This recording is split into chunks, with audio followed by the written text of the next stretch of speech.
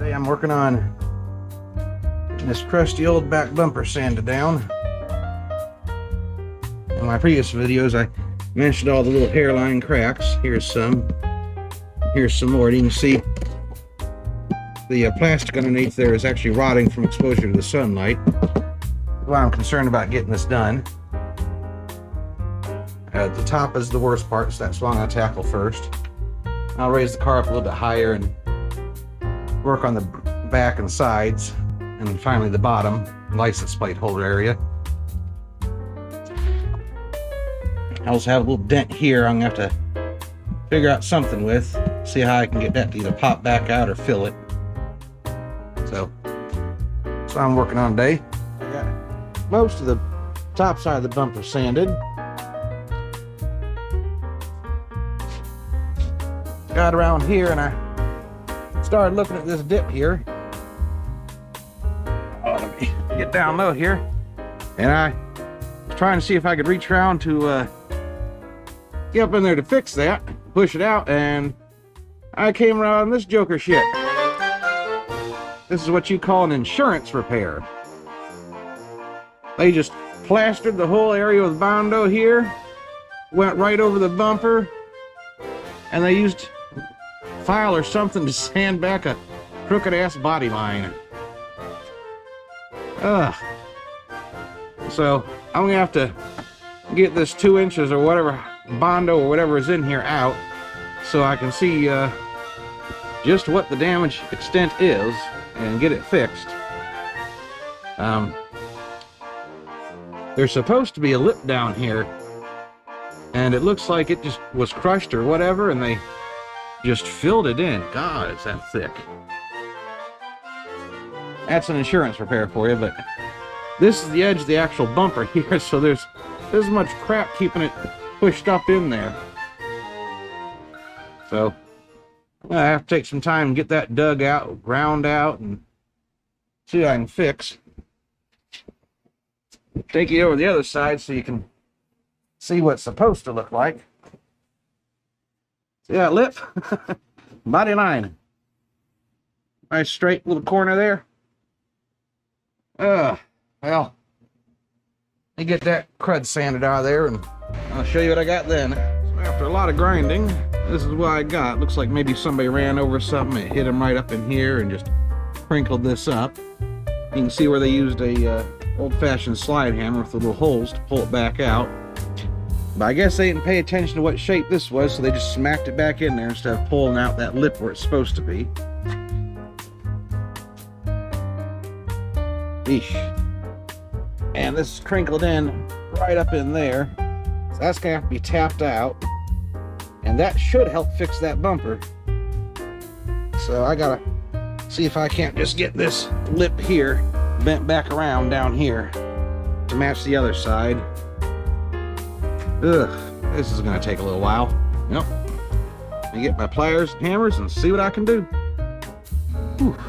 Boy, has this been fun. I had to drill out the spot welds after I got it bent back out and separate the outer skin from the inner structure so I could get up in there to push this back out and just to get everything straightened out. The inner structure was actually crushed up inside, so I had to beat it out. I used these to redo the flange. You can see I drew a line here with a permanent marker.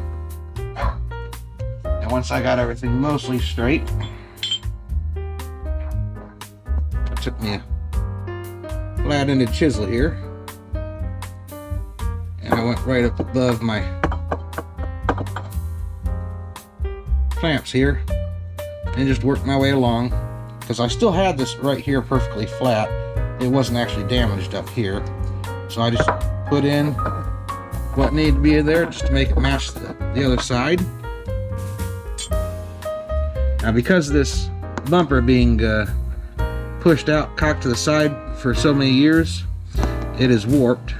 So now I got it clamped up to hold it up close to the rear quarter here where it's supposed to be. You can see there's, I got it pretty close.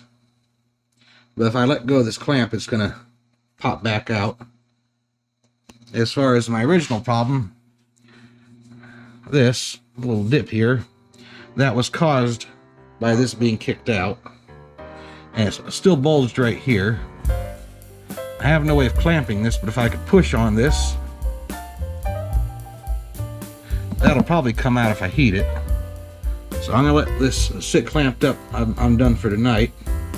I'll come back tomorrow and redo the spot weld so I can get all my pliers and everything free.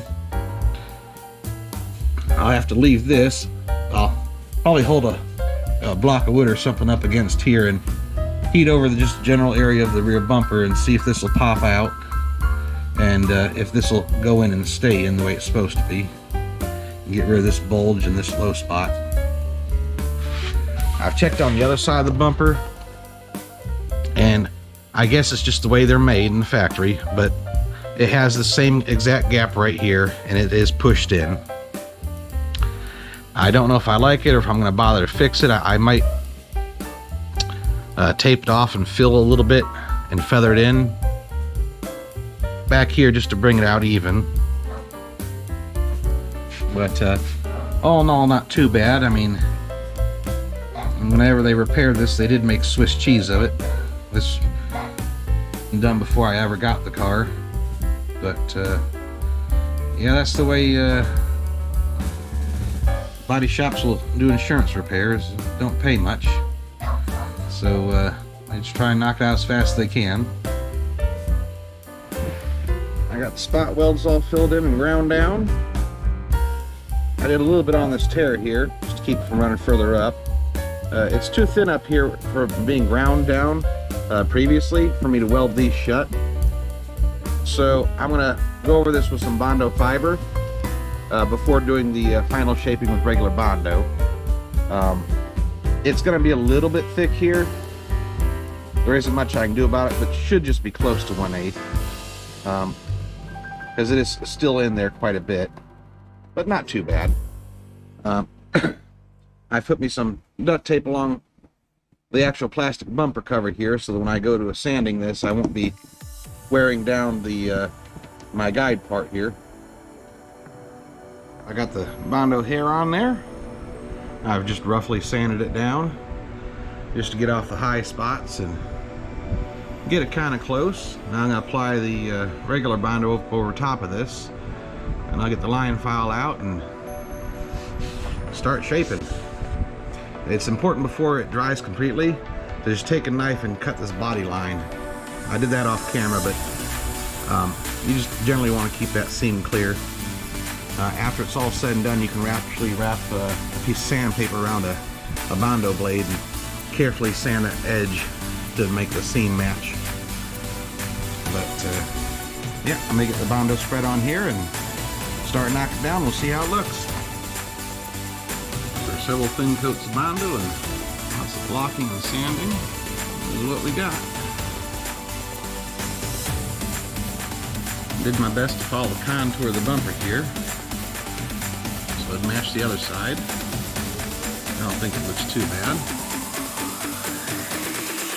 Now, let's see what we get.